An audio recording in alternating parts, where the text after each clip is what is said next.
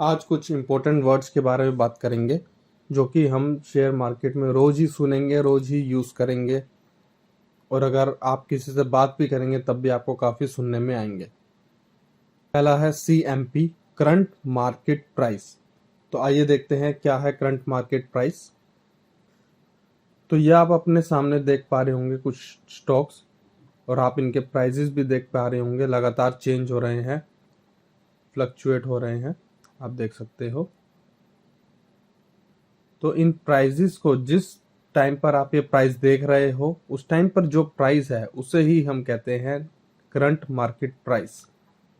तो for example अगर हमें देखना हो कि रिलायंस का प्राइस क्या है तो आप देख सकते हो ये है 2328.4, लेकिन अब ये चेंज होकर 0.8 भी हो रहा है, 0.5 भी हो रहा है और ये 2029, 30 या 25 कुछ भी हो सकता है। तो लेकिन जिस टाइम पर आप देखोगे उसे हम कहेंगे करंट मार्केट प्राइस।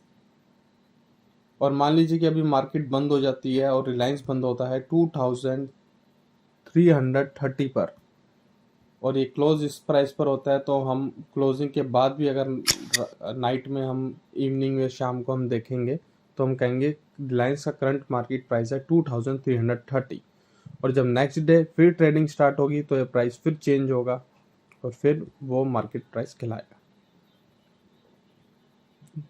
नेक्स्ट है बाइंग प्राइस, बाइंग BP, हम उसे शॉर्ट में BP कहते हैं, full form buying price. Buying price वो ही होता है जिस पर आप स्टॉक को बाय कर लेते हो। जैसे कि आप देख पा रहे हो प्राइस चेंज हो रहा है, लेकिन जिस प्राइस पर आपने इसे बाय कर लिया, जैसे कि थोड़ी देर पहले अभी 2328 था, तो आप अगर आपने उस प्राइस पर इसे बाय कर लिया होगा तो आप इसे बाइंग प्राइस कहेंगे। और सेल प्राइस वो होगा SP, उसे हम शॉर्ट में लिखते हैं SP, सेल प्राइस वो होता है जिस पर आप सेल कर देते हो। उसके मान लीजिए कि आपने रिलायंस को 2350 पर अगर सेल कर दिया, उसके बाद प्राइस चाहे कितना ही ऊपर जाए आपका ये सेल प्राइस ये रहेगा जिस पर आपने सेल कर दिया। उसके बाद हम बात करते हैं स्टॉप लॉस की, जिसका शॉर्ट फॉर्म हम SL लिखते हैं, SL यानी कि स्टॉप लॉस। स्टॉप लॉस बहुत ही ज़्यादा ज़रूरी है इस मार्केट में। अगर आप स्टॉप लॉस वाली चीज़ को फॉलो नहीं करते तो आप सक्सेसफुल ट्रेडर नहीं बन पाओगे और आप सिर्फ और सिर्फ लॉसेस बड़े करते रहोगे और जब आप प्रॉफिट लोगे तो वो बहुत छोटे होंगे और आपके प्रॉफिट बड़े, लॉस बड़े होंगे। लेकिन हमें बिल्कुल इसका उल्टा रखना है, हमारे लॉसेस ज़रूर होंगे मार्केट में लेकिन वो छोटे होने चाहिए और जो हमारे प्रॉफिट होंगे वो हमारे बड़े होने चाहिए, तभी आप मार्केट में सरवाइव कर पाओगे। ऐसे ही टारगेट है, स्टॉप लॉस और टारगेट ये दो मेन चीज़ें हैं। एग्जाम्पल के लिए अगर आपने ONGC, ये रहा आपका स्टॉक ONGC, अगर आपने इसे 151 रुपीज़ पर बाय कर लिया है तो आपको एक स्टॉप लॉस भी मार्केट में रखना होगा। स्टॉप लॉस वो प्राइस होता है जहां पर आप लॉस लेकर एग्जिट कर लेते हो। ये लॉस आपको बड़े लॉस से बचाता है, आपका ये बड़ा लॉस नहीं होने देता, जबकि टारगेट आपको एक सही टाइम पर स्टॉक से एग्जिट करवाता है प्रॉफिट के साथ। आपका प्रॉफिट हो जाता है और आप वहां पर टारगेट आपका अचीव होता है। जैसे कि अगर आपने 151 पर इसे बाय किया है तो आपका ये बाइंग प्राइस हो गया। और स्टॉप लॉस कैसे निकलेगा वो हम आगे देखेंगे। चार्ट को एनालाइज करने के बाद ही स्टॉप लॉस निकलता है किसी भी स्टॉक का। हम जैसे कि ये चार्ट्स पर ही देखेंगे कि क्या स्टॉप लॉस होगा, उसके अकॉर्डिंग हम एक सेट करेंगे। एग्जाम्पल के लिए अगर यहाँ पर स्टॉप लॉस निकल के आता है चार्ट्स पर 140 का, तो 140 के नीचे अगर ONGC चला जाएगा तो हम लोग हर हाल में एग्जिट कर लेंगे, क्योंकि जाने को कितना भी नीचे जा सकता है, कितना भी ऊपर जा सकता है, लेकिन अगर आप एग्जिट नहीं करेंगे तो आपका लॉस बढ़ता रहेगा, बढ़ता रहेगा, बढ़ता रहेगा और वो काफ़ी बड़ा हो जाएगा। लेकिन हमें अपने प्रॉफिट्स बड़े रखने हैं, लॉस नहीं।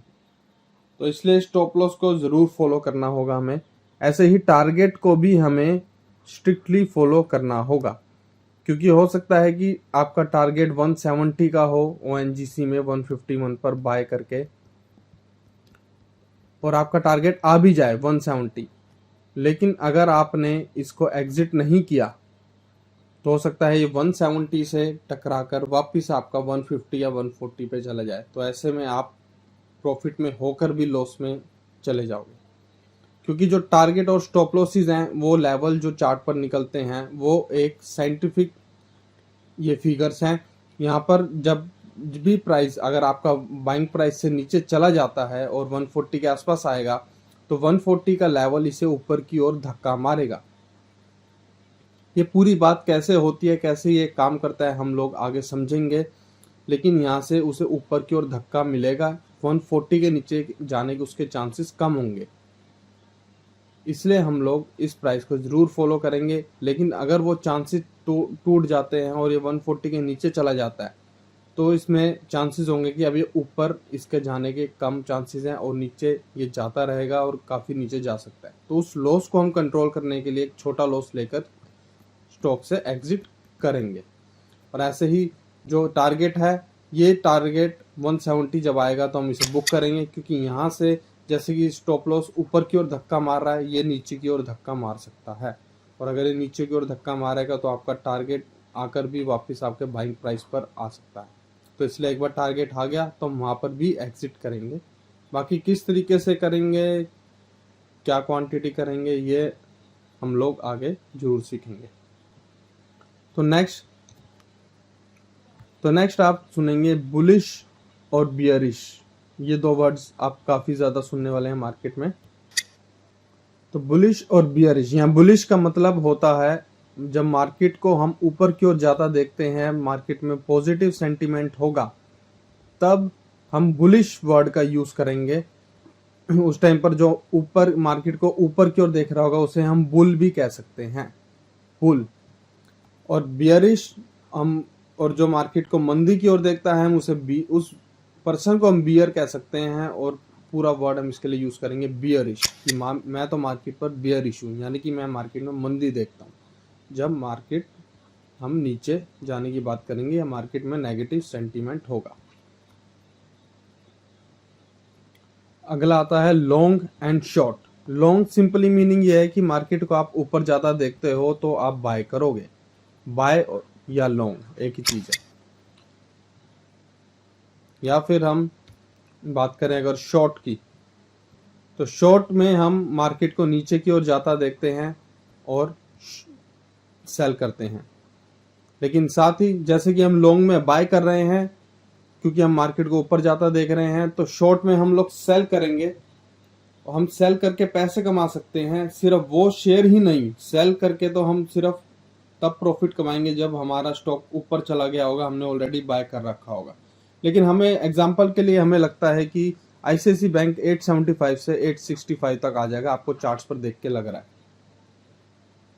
लेकिन आपके पास आईसीआईसी बैंक अभी है नहीं और ना ही आप इसे खरीदोगे क्योंकि आपको लग रहा है ये नीचे जाएगा। तो आप क्या करोगे, इसे खरीदने की वजह से आप बेचोगे। आप क्या करोगे, आप यहाँ पर जाओगे और यहाँ पर एक सेल ऑर्डर लगाओगे। ये रहा आपका बाय ऑर्डर, ये रहा आपका सेल ऑर्डर। आप यहाँ पर क्लिक करेंगे तो बाय की विंडो खुलती है। यहाँ से आप यहाँ पे क्वांटिटी सेट करके बाय कर सकते हैं। और साथ ही ये रही आपकी सेल की ऑर्डर। यहाँ पर आप सेलेक्ट करेंगे, एग्जांपल के लिए 500 कर देते हैं या 100 कर देते हैं, एंड यहाँ पर आप सेल इसको क्लिक करेंगे और आपका ये सेल हो जाएगा। और एग्जांपल के लिए आपका 875 पर ये सेल हो गया, मान लेते हैं हम। आपका जो एंट्री प्राइस है या आप सेलिंग प्राइस कह सकते हैं, हम यहाँ पर इसे एंट्री प्राइस बोल देते हैं। एंट्री प्राइस हो गया आपका आईसीआईसी बैंक पर 875। अब मान लीजिए कि आपका व्यू पॉइंट सही गया और ये 865 पर आ गया और आपने इसके 100 क्वांटिटी सेल किए थे, तो ये 875 से लेकर 865 का आपका 10 पॉइंट्स का जो डिफरेंस है इनटू आपकी क्वांटिटी आपकी चाहे 100 है चाहे 200 है, उसको हम यहाँ पे मल्टीप्लाई करेंगे। तो अगर आपका व्यू सही गया है तो आपको यहाँ पर 1000 पॉइंट्स का 1000 रुपीज़ का प्रॉफिट आ जाएगा। 10 पॉइंट्स आपको इसमें मिले और 100 आपकी क्वांटिटी थी, तो 1000 रुपीज़ का आपको प्रॉफिट हो गया। लेकिन अभी प्रॉफिट हुआ नहीं है क्योंकि आपने इसको बुक नहीं किया है। जब आपने इसको 875 पर एंट्री ली, 865 का आपने टारगेट रखा, तो यहाँ पर अब आप इसको सेल कर चुके थे, अब आपको यहाँ पर इसे बाय करना होगा। आप बाय करेंगे तभी ही आपकी ये क्वांटिटी स्क्वायर ऑफ होगी, क्योंकि अभी आपकी -100 क्वांटिटी चल रही है, लेकिन अगर आप इसमें ऐड करेंगे 100 क्वांटिटी, इसको बाय कर लेंगे तो आपकी क्वांटिटी 0 हो जाएगी और जो भी आपका प्रॉफिट होगा वो आ जाएगा। तब हम क्या करेंगे, इसको यहाँ पर पहले हमने सेल किया था, हम यहाँ से बाय पर क्लिक करेंगे और यहाँ से ये बाय की विंडो ओपन होगी। यहाँ पर जितनी क्वांटिटी हमने सेल की थी उसको हम उतनी ही डालकर यहाँ पर बाय करेंगे और आपका ट्रेड स्क्वायर ऑफ हो जाएगा, यानी कि एग्जिट हो जाएगा, या आप कह सकते हैं क्लोज हो जाएगा। और एक एग्जांपल के लिए मैं आपको और साथ ही मैं आपको एक और इसमें स्टॉप लॉस एंड टारगेट का डिफरेंस बता दूं। जब हम बाय करते हैं तो हमारा स्टॉप लॉस नीचे होता है। एग्जांपल के लिए अगर हमने आईसीसी बैंक को बाय किया तो स्टॉप लॉस हमारा होगा 865 का मान लीजिए, तो हमारा टारगेट इसके ऊपर होगा अपने बाइंग प्राइस से, तभी तो हमें प्रॉफिट होगा। जब हम चीज को खरीद के उसको महंगा बेचेंगे तभी तो हमें प्रॉफिट होगा।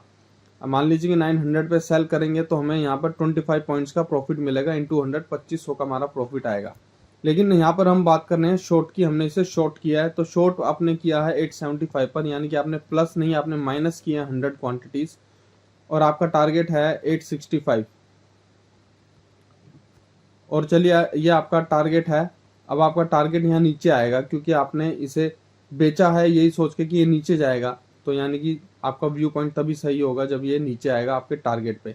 तो आपका स्टॉप लॉस यहाँ आपके बाइंग प्राइस से ऊपर होगा, वो इसलिए कि अगर 875 से मान लीजिए कि 885 आ जाता है और आपका स्टॉप लॉस भी यही है, यहाँ पर आपका स्टॉप लॉस ऊपर की ओर जाएगा, क्योंकि आपका जब ये ऊपर हो जाएगा आपका स्टॉक सेल करने पे तो आपको लॉस होना स्टार्ट होगा। 875 से अगर 885 आ जाएगा तो आपको 10 पॉइंट्स यानी कि माइनस आपका 100 क्वांटिटी है तो आपको -1000 का यहाँ पर लॉस हो जाएगा।